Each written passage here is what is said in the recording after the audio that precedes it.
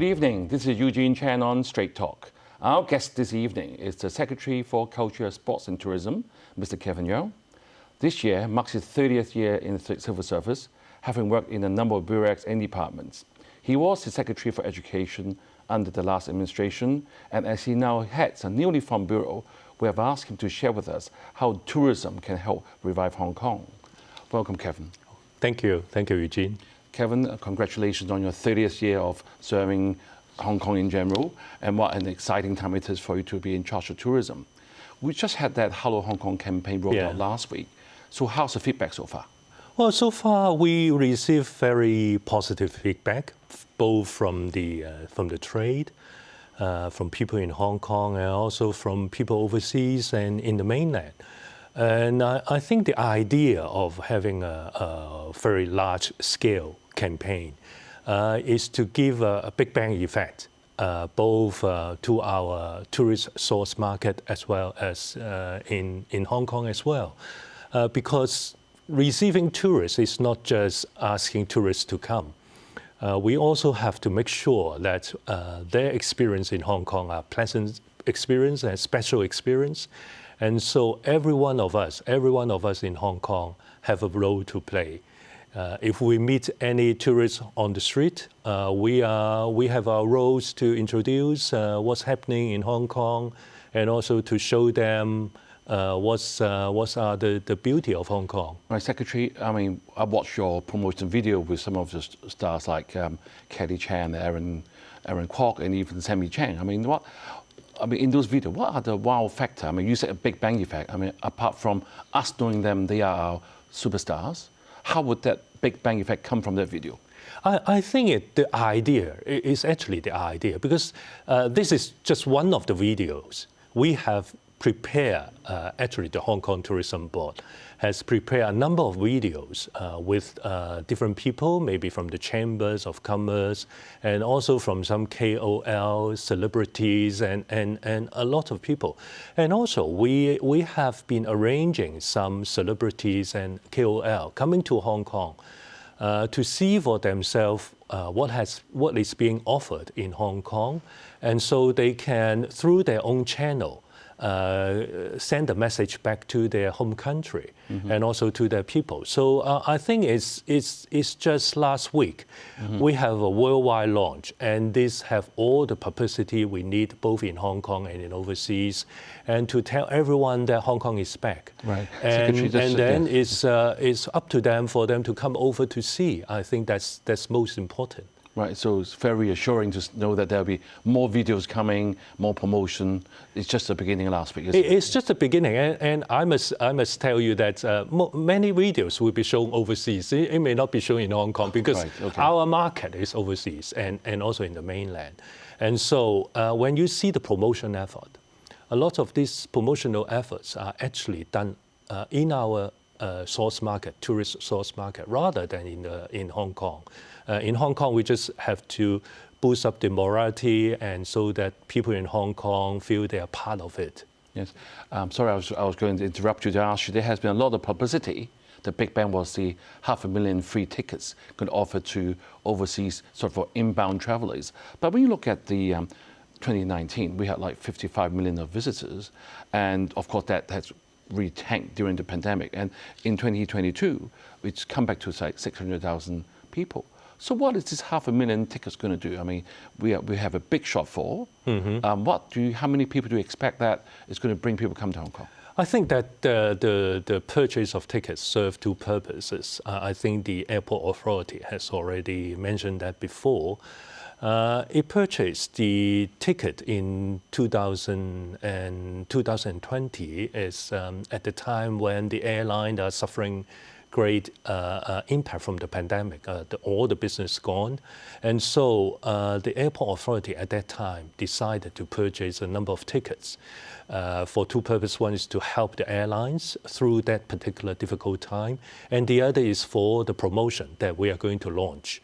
And the 500,000 tickets, I think it will create an impact. It's a very good invitation for our tourists to come to Hong Kong. It is like an invitation card Of course, when the airlines, when they give out the tickets, it will depend on the market or the places that the airline is in. For example, in Malaysia, in Singapore, they may use different means to do that, depends on the customs and practices at that place. But it's a very clear message. We welcome you to come to Hong Kong. We want you to come here to see for yourself the latest development in Hong Kong. We want to invite you to come here to enjoy our latest new tourist attraction, like the M+, the Palace Museum, and at the West Kowloon Cultural District, and all the green scenery and culture and heritage tourist spots that we have been preparing over the past 3 years. So that's the whole idea. Right. Secretary, I understand it's only one single ticket offered. Hopefully they'll bring more family and friends to come with them, right? I also saw that the campaigns could roll out to Southeast Asia and also mainland first. Are you going to do anything to the more long-haul customers like the US, Australia, Europe, or even England? I think in preparing for the promotion, we have to do it gradually and also at different target market. Before the pandemic, we are aware that our over 30% of our tourists are come from the Southeast Asia or from the Asia, and another 30 maybe is from the mainland. So when we start the promotion, we focus on our strongest market first. So we focus on the Asia and also the mainland first. And then gradually we will go to the long haul market as well. Yeah, another area I'm sure the viewers will want me to ask you is that if you look at Hong Kong's news, I mean, both Cathay Pacific and Hong Kong Express has said that it's going to take them like end of 2023 to go back to like 70% of the capacity. And also for the retail and tourist and F&B outlets, we know that there have been a drop in like over 98% between 2018 to 2021 about the manpower and the people actually in the industry. So is Hong Kong going to be prepared for this? Because I remember like 10 years ago, we had a big sort of a friction between Hong Kong residents and the mainland visitors because we aren't prepared. So have we learned a lesson this time? Well, I think we are drumming up our capacity to receive our tourists, both from the mainland and from overseas. And that's why as many, well, if you look at many places overseas and many countries as well, usually it takes about 1 year to pick up to around 70 to 80% of their previous capacity or the previous number of tourists. I think it will happen the same in Hong Kong. And as the number grow, I think we will also build up our capacity. And I'm pretty confident that we will be able to receive our tourists in a very orderly and a very good manner. Well, Kevin, you know, many people, even over a casual table conversation, we said that we are short of people. So, I mean, without talent or even just normal workers, how can we serve them properly? Do you have any plans to sort of drum up our actual manpower supply? Well, I think that's a common problem. I think if you listen to people in various industry, they all express that that seems the frontline workers or the frontline staff are in shortage, and they are trying to recruit more. I think recently the Disney has a major recruitment, trying to get more employees to come in to serve their company. I think what the government as a whole is considering this issue, whether we are really facing a very serious problem of the frontline or workers issue. But on the tourism industry, we are in close contact with the trade partners, and if there are any issues that the government can do, we are happy to further consider and discuss with them. Right, Secretary, I also see that in the campaign, apart from all this Big Bang effect, we are going to invite more VIPs coming to Hong Kong, and I believe you'll be leading delegations overseas, because we saw Financial Secretary Paul Chan in Switzerland holding a tablet and explaining to people on the street. Would that be seen as too much of a desperate move Are we that desperate? Well, that's part and parcel of our work. Hong Kong is a small economy. We are also an open economy. We always have to maintain the liaison with different places worldwide. And so we are consistently inviting our guests, VIPs and business people from overseas to come to Hong Kong. At the same time, we are very actively going out to promote Hong Kong and to link up Hong Kong business with overseas business. And that's part and parcel of our daily work. And in this campaign, I think the chief executive has said two areas that we will be doing is to invite more VIP celebrities to come to Hong Kong so that they have the first-hand information about Hong Kong. Because in the past 3 years, because of the pandemic, the traffic basically has stopped. And it's time that people will come to Hong Kong and know more. And the other is we will be actively going out. I think that's very important, as well as to catch up what we should be doing in the past 3 years. Right, Secretary, thank you very much. And let's go for a break now. And viewers, please stay with us. We will be right back.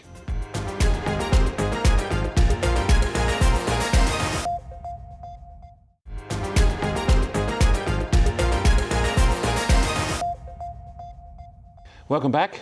We have been talking with Mr. Kevin Yeung, the Secretary of Culture, Sports and Tourism, about the recently launched Hello Hong Kong program. Will this revive our tourism sector and our economy? That's the question. So, Secretary, we had made a very strong point saying that it's a Big Bang effect. We want to tell people to come to Hong Kong to see for themselves, and hopefully we all do our part to welcome the tourists. That's your message. I must ask you something more more controversial. I'm sure everybody wants to see this campaign successful, but from this advertising industry, they have criticized the campaign for not having a proper strategy. They said social media have been painting a negative picture of Hong Kong over the last few years, and say Hong Kong is no longer the same and people are leaving. And one traveler website actually says that the new national security law for Hong Kong may be interpreted broadly. You could break the law without intending to. You may be at an increased risk of detention on vaguely defined national security grounds. The maximum penalty under this law in Hong Kong is life imprisonment. Sounds pretty bad, but we know it's not true. So shall we address this head on or just ignore it? Well, we are addressing this issue daily. Whenever we see that there are some wrong reports, both locally or overseas, our government is very active and proactively to explain and to clarify.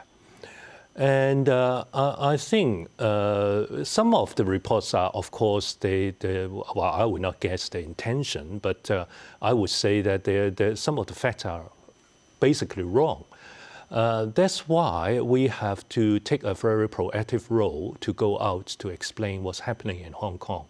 And that is also one of the reasons why we so actively invite VIPs and also some KOL to come to Hong Kong to see for themselves what's actually happening in Hong Kong.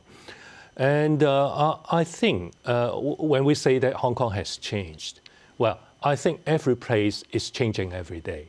But in Hong Kong, we are simply better and safer. And we are even a better place for business, for tourists, for everyone, for all locals to live in here. So I would say that it's for every one of us in Hong Kong to tell our story to our contact, to our counterparts maybe in overseas or in the mainland. And at the same time, the government will continue to take an active role and proactive role in explaining Hong Kong's to everyone in the rest of the world. Thank you for explaining to us that the government is going to be proactively heading on that issue. Now your portfolio also had culture and sports as well. And the recent international events with the basically removal of all the travel restrictions, the rugby sevens and all that has been a great success. And we're looking forward to more international events. We were asking you in the makeup room just now. But some people have also said that everything that has been happening so far that we can see, like the Clock and Flap, Us in Hong Kong, Art Basel, the marathon next week, is all old events. They're looking for more wow factor, as I said earlier in the show. Do you have anything sort of on the drawing board that you may not be able to tell us? We are planning for a number of new events that is new to Hong Kong or the first time to come to Hong Kong, but some of the events are still under discussion. So I think we will not disclose a lot openly at this stage. But you will appreciate that in the past we are just opening up our borders and also removing some of the traveling restrictions in the past 2 or 3 months. And so some of the negotiation in the past year, we have to be done in a very low-key manner. And there are a lot of uncertainty, so we could not really firm up at that stage whether it will be happening in 2023 or 2024. But now that all these, the majority of our travel restrictions or inbound restrictions have been removed, we are confident and we are now pushing ahead with all those new events in the drawing board. And I'm sure that people, both in Hong Kong and overseas, will soon find that there are some major events happening in Hong Kong. Right, Secretary, as you said, things are sort of improving as time goes on. But if you look at the promotion video, the only one that we can see, to watch, is that our celebrities aren't wearing masks anymore. So is that a sign for things to come? Like the Straight Talk, we used to wear masks as well, but now, although we don't have to because of the rules, but we are now sort of more relaxed. But for travelers coming in, they still have to do sort of some tests. So is that going to having a mixed message to the people who want to come to Hong Kong? Well, it's a very clear message. I think the video is to welcome them to come to Hong Kong. And as the situation about the pandemic is improving, I'm sure that we will be reviewing the situation very frequently and to see whether it's time to have further relaxation. As we always say, we have to balance the health risk of our people against all the other factors like the economic benefits and also the everyday life of our people. So we have to make a judgment every now and then based on the latest situation, pandemic situation, and based on science. But when it compared with a few months ago, we are now a very welcoming city that for those coming from overseas, they basically have to do a RAT before they board the plane. Mm-hmm. And then when they come to Hong Kong, I think it's just most of the time they may have to wear a mask outdoor and at some of the performances. But for dining and some of the activities, they can remove the mask. So I think that's already a very great improvement. And it also is a protection to people here. So I think that should be okay. Right, Secretary, and the reason why people want to come to Hong Kong is for shopping, because we always had Hong Kong called a shopping paradise, especially we don't have any value-added tax or any sales tax. But honestly, when people come to Hong Kong and purchase those, branded goods, they're not really our products. So really the effect on Hong Kong's actually growth in our home market isn't that great, except the associated F&B or traveling, whatnot. So being that in the important position as in charge of tourism, would you ever think of any new ideas so that actually would benefit Hong Kong in general, in building up Hong Kong capacity as not one as an attractive place, number two, for actually helping the actual economy? Well, I think the tourism, when we look at tourism, it's not just the value of merchandise that they're bringing home. I think we are talking about the whole experience of when the tourists come over.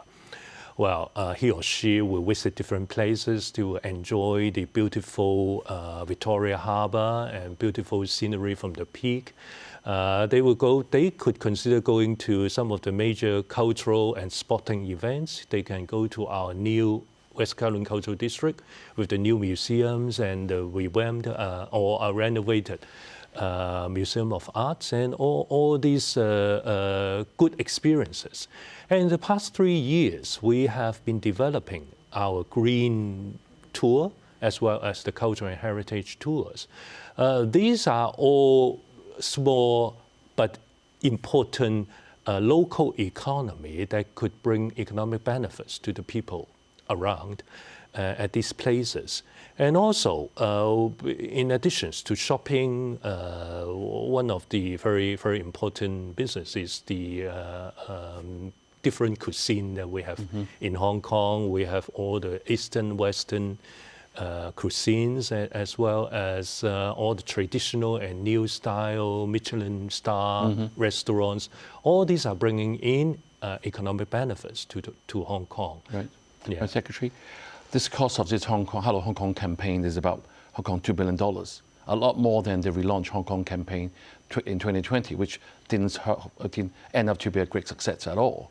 So how many, if I look at the return of investment, ROI, how many visitors or how much money derived from tourism are you expecting, in short? Well, for the Hello Hong Kong campaign, the Hong Kong Tourism Board is planning for around 100 million for this current year, and I'm sure that we will be providing more funding for them in the coming financial year.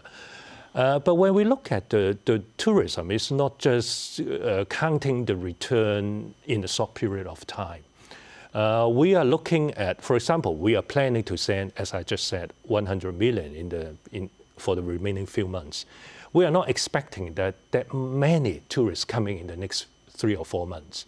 But it's going to create an impact that will draw more tourists coming in the coming year or 2 years. And it also create a better image about Hong Kong, which also bring in business people and other people coming Hong Kong for other purposes. And also we have to consider all the exhibitions and summits and all the MICE tourists, which are also very important to us. Secretary, I was going to ask you a last question. As you know, the leisure and culture portfolio was under the Home Affairs Bureau last term, or in the past, and tourism was under CEDB. Now you have all the portfolio under your arms. And how are you going to make Hong Kong sort of an East-West Centre for International Cultural Exchange, as the national policy has wanted to do, Do you think that's going to happen? I'm very confident that it is going to happen, but I think given the limited time that we have left for this program, it's very difficult to explain in details. But we are confident, and we are working with all our partners in the community, including the cultural, sports and tourism sector, to make it happen. Now, thank you, Secretary, for letting us know. We will definitely invite you back to talk more about how culture and sports will help Hong Kong's tourism. Thank you, Secretary, for coming this evening to share the government's latest strategies for the tourism sector. Let's hope Hello Hong Kong will really be a catalyst to the revival of Hong Kong's and its economy. Have a good week and good night.